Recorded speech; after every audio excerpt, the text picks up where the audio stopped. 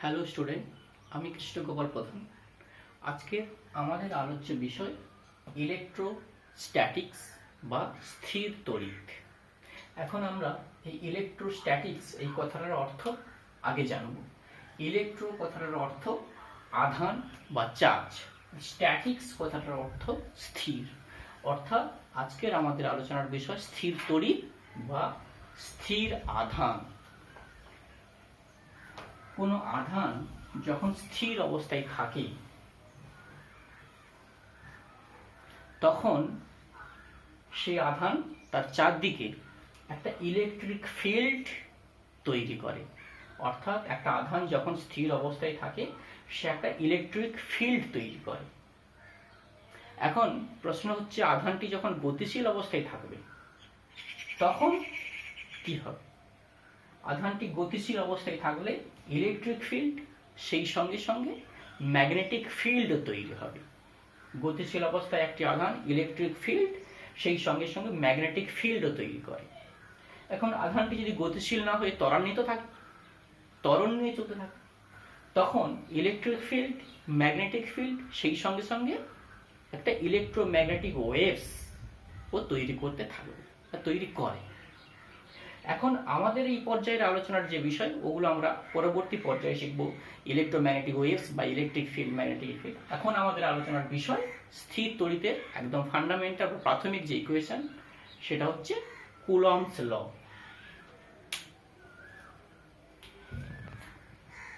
এখন Coulomb's law,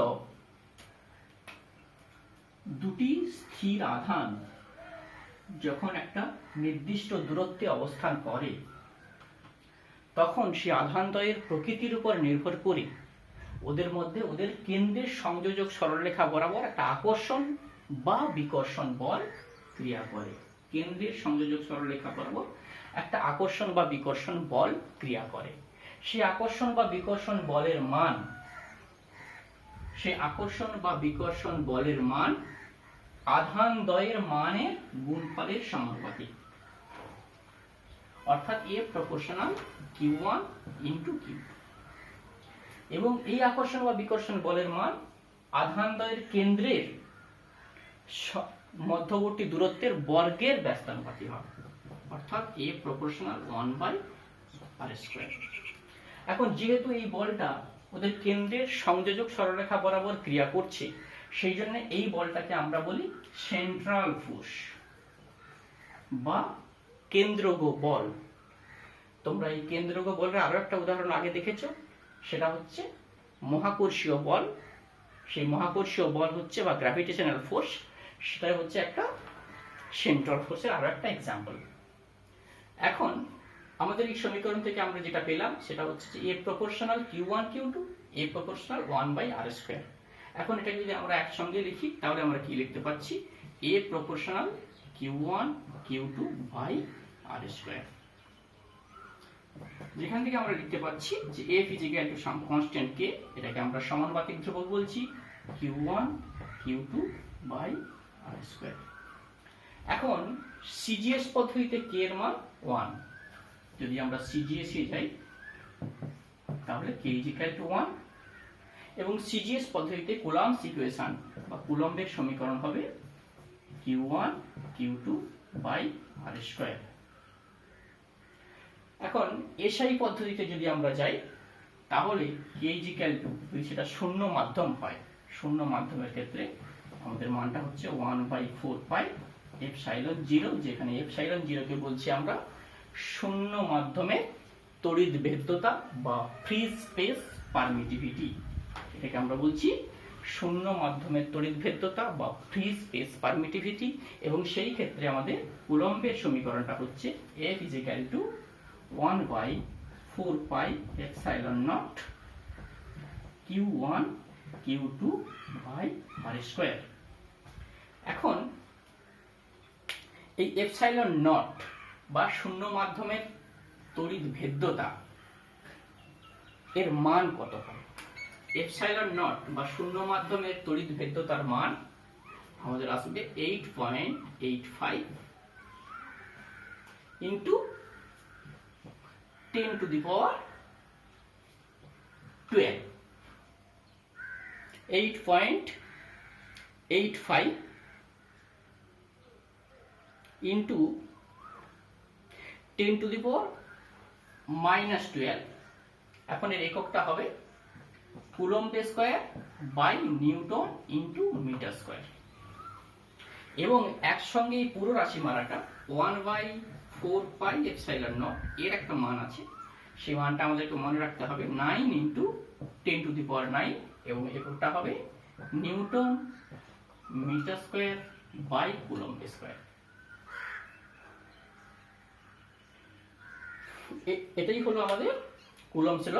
Coulomb's law এর প্রথম পর্যায়ে আমরা যা দেখলাম যে কুলম্বস ল এর সিজিএস এবং এসআই দুটো পদ্ধতিতে মানটা শূন্য মাধ্যমের ক্ষেত্রে এর রাশিমালাটা কি হয় সেটা আমরা দেখলাম। এখন আমরা যেটা দেখব যে কুলম্বস ল মাধ্যমের উপরে কিভাবে নির্ভর করে। এফেক্ট অফ মিডিয়াম বা মাধ্যমের উপর এর কি এফেক্ট আছে সেটা আমরা দেখব।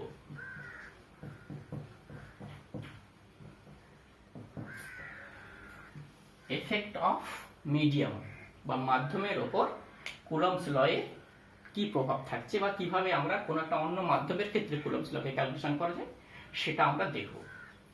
এখন আমরা শূন্য মাধ্যমের ক্ষেত্রে দেখেছি F = Q1 Q2 by 4πε0 r²। এটাকে আমরা এর ভ্যাকাম বললাম। এখন মাধ্যমটি যদি শূন্য মাধ্যম না হয়ে যদি কোনো মাধ্যম হয়, অপর কোনো মাধ্যম হয়, আমরা F মিডিয়াম, এবং সেই মাধ্যমের তড়িৎভেদ্যতা যদি এপসাইলন হয়, তাহলে আমাদের ইকুয়েশন কুলম্বস ইকুয়েশন হবে 1/4πε ইন্টু r², যেখানে আমরা এপসাইলনকে বলছি ওই মাধ্যমের তড়িৎভেদ্যতা। এখন আমরা F vacuum by F medium, এটা ইজিক্যাল টু আমরা কি লিখতে পাচ্ছি, F vacuum by F medium equal to আমরা লিখতে পাচ্ছি epsilon by epsilon nought. Epsilon by epsilon nought এই অনুপাতটাকে আমরা আর একটা ধ্রুবক হিসাবে লিখি, সেটাকে বলি আমরা এপসাইলন আর বা আপেক্ষিক তড়িৎভেদ্যতা। তাহলে আপেক্ষিক তড়িৎভেদ্যতা হচ্ছে কোন মাধ্যমের তড়িৎভেদ্যতা এবং শূন্য মাধ্যমের তড়িৎভেদ্যতার অনুপাত। এখন আমাদেরকে যদি কোনো মাধ্যমের ক্ষেত্রে কুলম্বস ল বা কুলম্বস ফোর্স এটা যদি ক্যালকুলেশন করতে হয়, তাহলে আমরা ওই সমীকরণ থেকে খুব সহজেই ক্যালকুলেশন করে নিতে পারবো, এবং এই সমীকরণ থেকে আমরা নোট ডাউনও করব।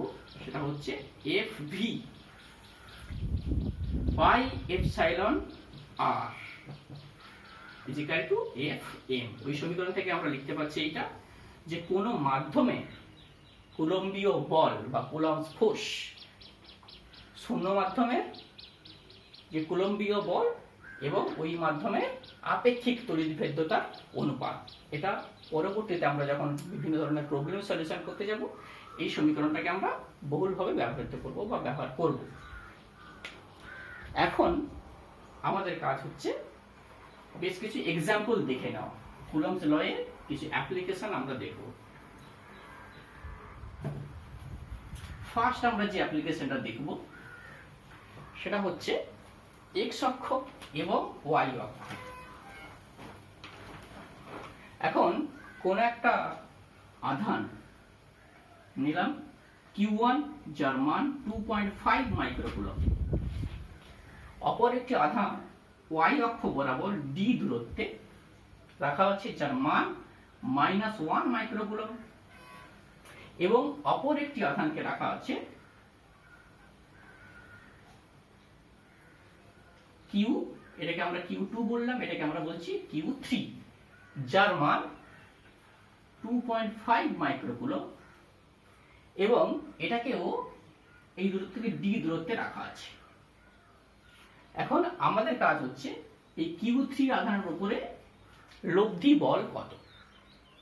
তাহলে আমরা যদি এটাকে যোগ করি তাহলে আমাদের এই দূরত্ব হচ্ছে √2d, আমরা খুব সহজে ক্যালকুলেশন করে নিতে পারি এইটা। এখন Q3 এর উপরে যে বলগুলো ক্রিয়া করছে সেই বলগুলোকে যদি এখানে আমরা দেখানোর চেষ্টা করি, এইটা এবং এইটার মধ্যে একটা বিকর্ষণ বল ক্রিয়া করছে, সেইটা এই দিকে ক্রিয়া করছে, তার মানকে আমরা লিখলাম F32 বা 31, এটাকে লিখলাম আমরা 31। অপর একটি বল এই দিকে ক্রিয়া করছে, যেহেতু এটা প্লাস এবং মাইনাস, এখানে একটা অ্যাট্রাকটিভ ফোর্স বা আকর্ষণ বল ক্রিয়া করছে এই দিকে, সেই মানটাকে আমরা লিখলাম F32।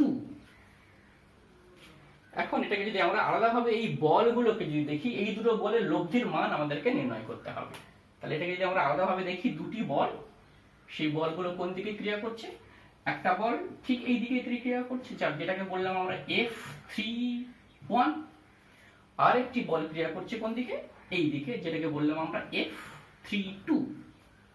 এখন এই দুটো বলের লব্ধির মান আমাদেরকে নির্ণয় করতে হবে, এবং সেটাকে আমরা আগে আমরা ভেক্টরের সাহায্যে লব্ধির মান নির্ণয় করার ক্ষেত্রে আমরা সেটা দেখেছি যে দুটি ভেক্টরের লব্ধির মান আমরা কিভাবে নির্ণয় করব। আমরা যদি এর লব্ধির মানটাকে r বলি এবং এই rটা F3 এর সঙ্গে ফাই কোণ করে, তাহলে আমরা প্রথম কাজ হবে আমাদের f এর মানটাকে r এর মানটাকে নির্ণয় করা। এখন এই চিত্র থেকে আমরা দেখতে পাচ্ছি যে এই দুটো ভেক্টরের মধ্যবর্তী কোণ কত। এই দুটো ভেক্টরের মধ্যবর্তী কোণ, সেটাকে যদি আমরা দেখানোর চেষ্টা করি, তাহলে এই কোণটা কত? এই কোণটা হচ্ছে এই কোণ এবং এই কোণের যোগফল, অর্থাৎ এই কোণটা আমাদের কত আছে? 45 ডিগ্রি। এই কোণটা আমাদের আছে 90 ডিগ্রি। অর্থাৎ ভেক্টর দ্বয়ের মধ্যবর্তী যে কোণ theta, theta is equal two 90 plus 35 degree, 45 degree.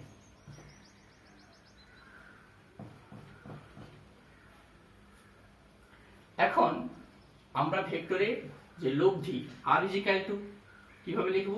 Root over F31 square plus F32 square plus 2 into F31 F32 cos theta, যেখানে থিটার মান 90 প্লাস 45। এই সমীকরণটা প্রয়োগ করে আমরা লব্ধির মানটা নির্ণয় করব। নেক্সট আমরা লিখব যেটা, সেটা হচ্ছে tan phi। tan phi is equal to আমরা কি লিখব? tan phi is equal to আমরা এই সমীকরণ থেকে ক্যালকুলেশন করতে পারি, সেটা হচ্ছে F32 sin theta by F31 plus F32 cos theta. যদি আমরা এখানে থিটার মান এবং F31 F32 কে ক্যালকুলেশন করে নিই, সেই মানগুলো যদি এখানে বসিয়ে দিই, তাহলে আমরা r এর মান অর্থাৎ লব্ধির মানটাকে আমরা ক্যালকুলেশন করে নিতে পারবো।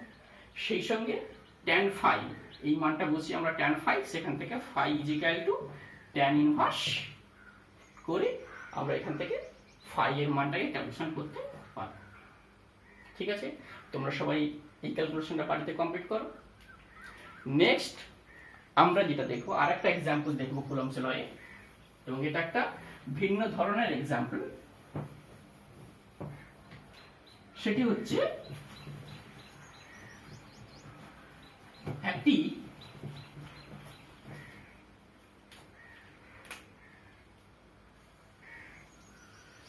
আর বৃত্তের একটি বৃত্তাকার পথে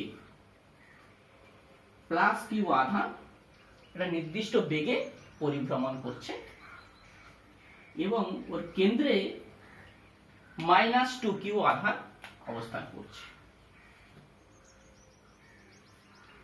কিউ আধান আর বৃত্তাকার একটি বৃত্তের, আর বৃত্তাকার আর ব্যাসের একটি বৃত্তাকার পথে ঘুরছে এবং ওর কেন্দ্রে -2q আধান রাখা আছে। এখন আমাদেরকে ক্যালকুলেশন করতে হবে যে এই আধানটির বেগ। এক নম্বরে আমরা যেটা ক্যালকুলেশন করব সেটা হচ্ছে স্পিড,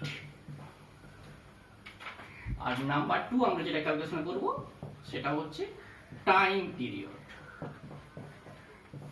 কিউ আধানটা যে আর বৃত্তের, আর ব্যাসার্ধের বৃত্তাকার পথে ঘুরছে, সেই ক্ষেত্রে আমরা ওর বেগ এবং ওর টাইম পিরিয়ডটা আমরা ক্যালকুলেশন করব।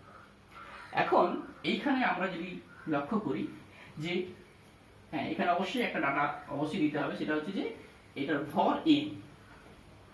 তাহলে এখানে একটা অপকেন্দ্র বল ক্রিয়া করছে, সেই অপকেন্দ্র বলের মান কত? mv²/r। এবং এদের মধ্যে একটা আকর্ষণ বল Fe ক্রিয়া করছে। তাহলে ফার্স্ট আমরা যেটা দেখছি সেটা হচ্ছে যে Fe এইটা ইজিক্যাল টু mv²/r। এখন Fe টা কুলম্বীয় বল, এর মান কত? এর মান k into 2q into q by r²। এইদিকে আমাদের থাকছে ইজিক্যাল টু mv²/r। এখন যদি এটা r² এবং r এলিমিনেট হয়, তাহলে আমরা v² ইজিক্যাল টু কি লিখতে পাচ্ছি? v² ইজিক্যাল টু আমরা লিখতে পাচ্ছি 2kq²/n। যেখান থেকে আমরা v ইজিক্যাল টু কি লিখতে পাচ্ছি? v ইজিক্যাল টু আমরা লিখতে পাচ্ছি 2kq²/m whole to the power half. তাহলে এই সমীকরণ থেকে খুব সহজেই আমরা কিউ আধান কি বেগ নিয়ে ঘুরছে সেটা আমরা ক্যালকুলেশন করতে পারব। দ্বিতীয়ত আমাদের ক্যালকুলেশন করতে বলা হয়েছে টাইম পিরিয়ড। এখন এই আর বৃত্তাকার পথে একটা আধানযুক্ত কণা একবার ঘুরে এলে কতটা পথ যায়? 2πr যায়।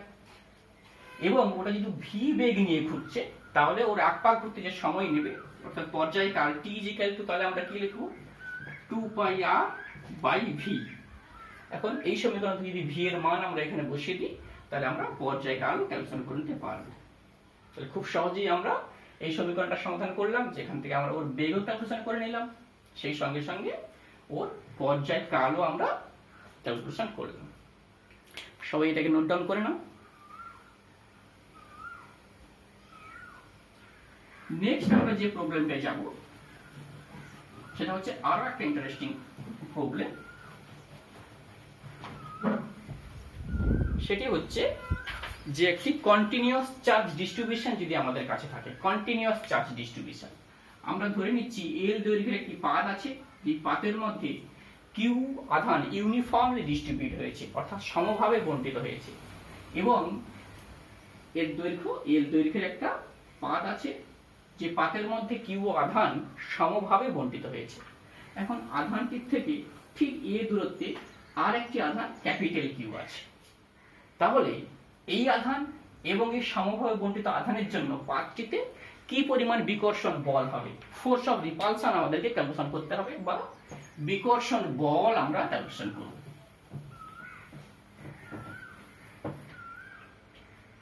এই সমস্যাটার সমাধান যদি আমাদের করতে হয় তাহলে আমরা কি করব? আমরা যেটা করব না, এই বিন্দু থেকে ঠিক x দূরত্বে dx একটা ক্ষুদ্র বেধ আমরা নেব। কিউ বিন্দু থেকে বা কিউ আধান থেকে ঠিক x দূরত্বে আমরা dx একটা ক্ষুদ্র অংশ নিলাম। এখন আমাদের এই dx ক্ষুদ্র অংশের মধ্যে কি পরিমাণ আধান আছে সেটা আমাদেরকে দেখতে হবে। সেই জন্য প্রথমে আমাদের যেটা ক্যালকুলেশন করতে হবে চার্জ পার ইউনিট লেন্থ বা একক দৈর্ঘ্যে আধান। এটাকে আমরা ল্যামডা দ্বারা চিহ্নিত করলাম। তো ল্যামডা ইজিক্যাল টু আমরা লিখছি কিউ বাই এল, যেখানে কিউটা হচ্ছে মোট আধান, এলটা হচ্ছে ওর দৈর্ঘ্য। তার মানে কিউ বাই এল আমাদের আসছে চার্জ পার ইউনিট লেন্থ। তাহলে dx এই দৈর্ঘ্যে কি পরিমাণ আধান আছে সেটাকে যদি আমরা dq বলি, তাহলে dq ইজিক্যাল টু আমরা যেটা পাচ্ছি যে ল্যামডা ইনটু dx, অর্থাৎ ল্যামডার মান যদি আমরা এখানে বসিয়ে দিই তার মানে q by l into dx।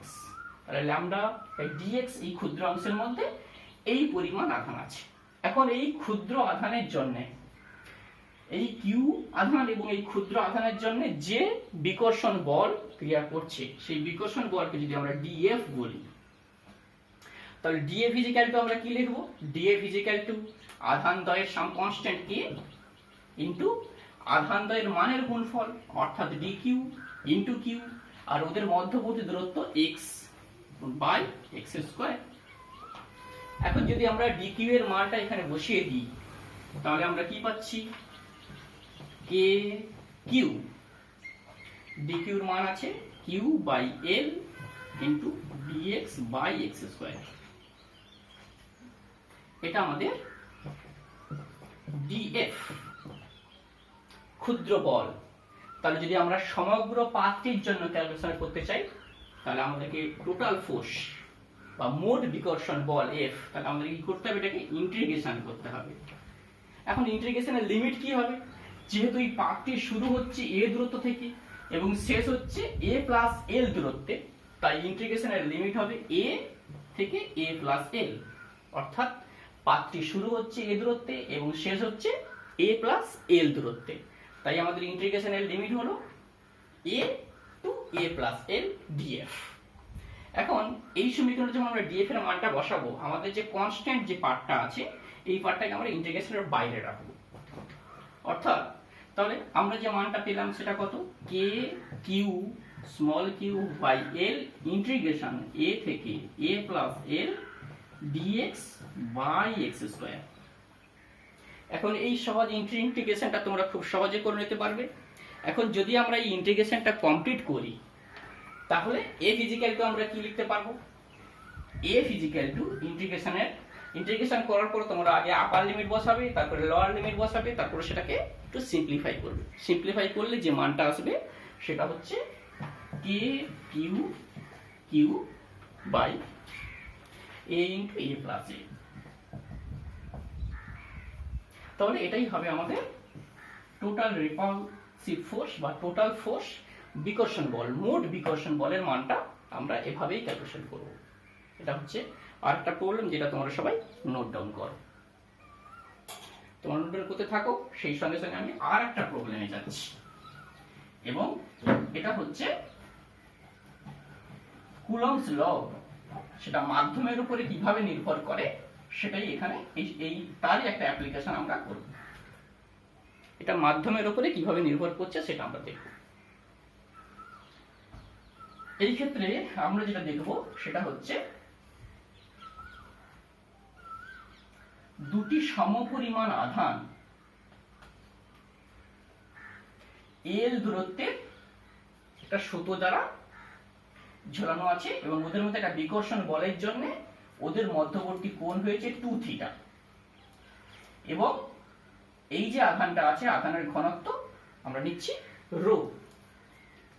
এখন দ্বিতীয় ক্ষেত্রে আমরা যেটা দেখব যে এই সিস্টেমটাকে যখন আমরা, এটা শূন্য মাধ্যমে আছে, শূন্য মাধ্যম থেকে এই সিস্টেমটাকে আমরা যখন একটা সিগমা ঘনত্বের কোন একটা মাধ্যমে এই সিস্টেমটাকে নিয়ে যাব, তখন আমরা দেখব যে এই কোণের কোনো পরিবর্তন হচ্ছে না।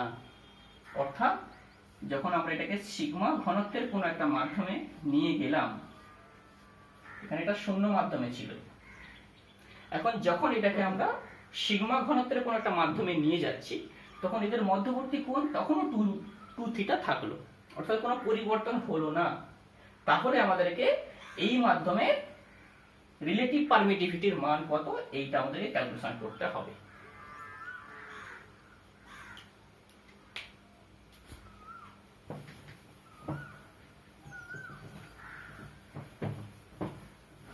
এক্ষেত্রে আমরা কি করব, যখন ওই সিস্টেমটা শূন্য মাধ্যমে ছিল সেই ক্ষেত্রে এখানে কি হয়েছিল না, যেহেতু এটা সম আধান ছিল, এদের মধ্যে একটা বিকর্ষণ বল এফ ই বা এফ ভ্যাকাম বললাম আমরা, শূন্য মাধ্যমে যেহেতু ছিল আমরা এটাকে এফ ভ্যাকাম ক্রিয়া করছে, এবং এই সুতোয় যে টান টি ক্রিয়া করছে, এটা যদি 2 থিটা হয়, আমরা যদি এখানে একটা লাইন টানি এখানে একটা লাইন টানি, তাহলে এই কোণটা আমাদের থিটা হচ্ছে, এই কোণটা আমাদের থিটা হচ্ছে। তাহলে এই টানের দুটো উপাংশ আমরা পাচ্ছি, একটাকে পাচ্ছি আমরা টি cos থিটা, সেই সঙ্গে এই দিকে একটা উপাংশ পাচ্ছি সেটা হচ্ছে টি sin থিটা। একই সঙ্গে যেহেতু এটা নিচের দিকে ক্রিয়া করছে, এর একটা ওজন mg, বা যেহেতু ওর ঘনত্ব রো, তাহলে আমরা বলবো রো ভিজি, যেখানে ভিটা হচ্ছে ওর আয়তন, তাহলে mg = রো ভিজি, এটা নিচের দিকে ক্রিয়া করছে, এবং এই চারটি বল এইটাতে ক্রিয়া করার ফলে এটা একটা সাম্যাবস্থায় আছে বা স্টেবল ইকুইলিব্রিয়ামে গেছে। এখন এই ইকুইলিব্রিয়ামের যে সমীকরণ পেয়েছি, সেই সমীকরণ থেকে যদি আমরা দেখি, তাহলে আমরা কি পেলাম, আমরা পেলাম টি sin থিটা, এটা ইকুয়াল পেয়েছি আমরা mv, এবং টি cos থিটা ইকুয়াল আমরা পেয়েছি mg, টি cos থিটা এটা ইকুয়াল আমরা mg পাচ্ছি, বা আমরা এটাকে লিখলাম রো ভিজি লিখলাম। তাহলে এটা যদি আমরা ডিভাইড করি, তাহলে আমরা কি পাবো, sin theta by cos theta, অর্থাৎ tan theta is equal to আমরা পাচ্ছি AV বাই রো VG। এটাকে আমরা 1 নম্বর ইকুয়েশন বললাম। এখন দ্বিতীয় ক্ষেত্রে আমরা এই সিস্টেমটাকে রো সিগমা ঘনত্বের কোন একটা মাধ্যমে নিয়ে গেছি। এখন সিগমা ঘনত্বের কোন একটা মাধ্যমে নিয়ে গেলে পরিবর্তন যেটা আসবে সেটা হচ্ছে এখানেও একটা বিকর্ষণ বল ক্রিয়া করবে। সেই বিকর্ষণ বলের মান সেটাকে যদি আমরা F মিডিয়াম বলি, তাহলে সেই F মিডিয়াম ক্রিয়া করছে এবং এই দিকে যে টানটা ক্রিয়া করছে এটাকে আমরা লিখলাম থিটা। এই দিকে যে টানটা ক্রিয়া করছে সেই টান, এই কোণটা থিটা হচ্ছে, এটা আমাদের থাকছে t cos থিটা। এই দিকে আমাদের যে টানটা থাকছে সেটা হচ্ছে t sin থিটা। কিন্তু এখানে যে ওজনটা ক্রিয়া করছে সেই ওজনটা কিন্তু mg নয়, কারণ এখানে একটা প্রবতা বল অপর দিকে ক্রিয়া করছে, ফলে এখানে যে ওজনটা ক্রিয়া করবে সেই ওজনটা একটু কম, অর্থাৎ প্রবতা বলটা ওর থেকে বাদ যাচ্ছে।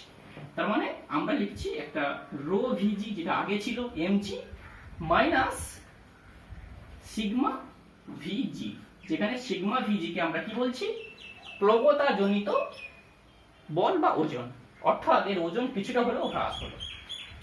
এখন এখানেও এই বস্তুটা বা এই